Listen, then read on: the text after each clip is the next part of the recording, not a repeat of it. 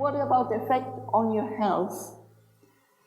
This is a very interesting study by Dr. Ramesh Manocha from Australia, and he tested 350 Sahaja Yoga meditators, and he compared them to a group of people, a mixed group who practiced all sorts of meditation, Hatha Yoga, mindfulness meditation, and so on, and the Australian norm, and the norm consisted of thousands of people. What he found is the Sahaja Yoga meditators were better in their general health, in the social function, and in their mental health. They weren't better in the physical function, but that's because Sahaja Yoga is not a sport. Then he tested, what is it, what makes them better? So he tested, is it the hours they meditate? Is it the amount of mantras they say? Is it how many meetings they attend? And nothing was related to the benefits other than one thing, and that was the frequency of the mental silence. So this is what works. And here you see the national average.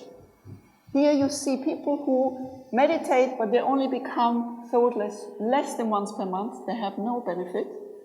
Here are the ones who are thoughtless once or twice per month, no benefit. But here are the ones who are once or twice thoughtless. And you see they are significantly better in their mental health than the national average. Here are the ones who are once or twice per day thoughtless.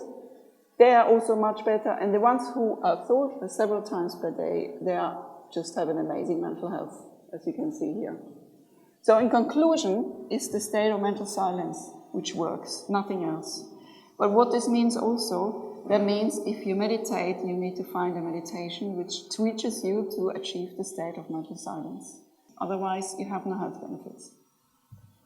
He found exactly the same on general health, so this is physical and mental health, so exactly the same. This is the average. These are people who are thoughtless several times per day, a significant improvement of their general health, and so on. And then here, if you meditate for years, you never go thoughtless, you may also not have benefits, so you have to try a bit harder to get there. Then he measured exactly the same on a questionnaire which picks up anxiety and depression in the population. And what he found is the yogis were significantly less distressed on this questionnaire, so they're far less likely to be anxious and depressed. And again, the benefits were associated with the frequency of the thoughtless awareness.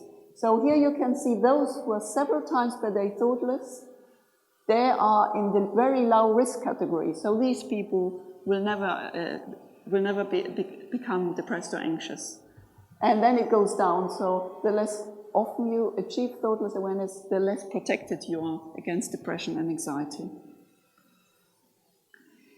This is a study by Simon Golochekin, where he looked at the personality of yogis versus personality of non-yogis.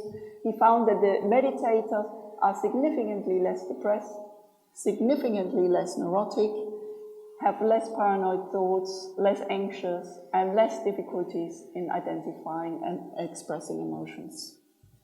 So these are the long-term effects. So in conclusion, Sahaja Yoga meditation has a significant effect on your health, but the benefits are associated with the state of mental silence. So that's the key thing. And that's what you should be aiming for. The more often, the better. Now, what are the effects on the illness?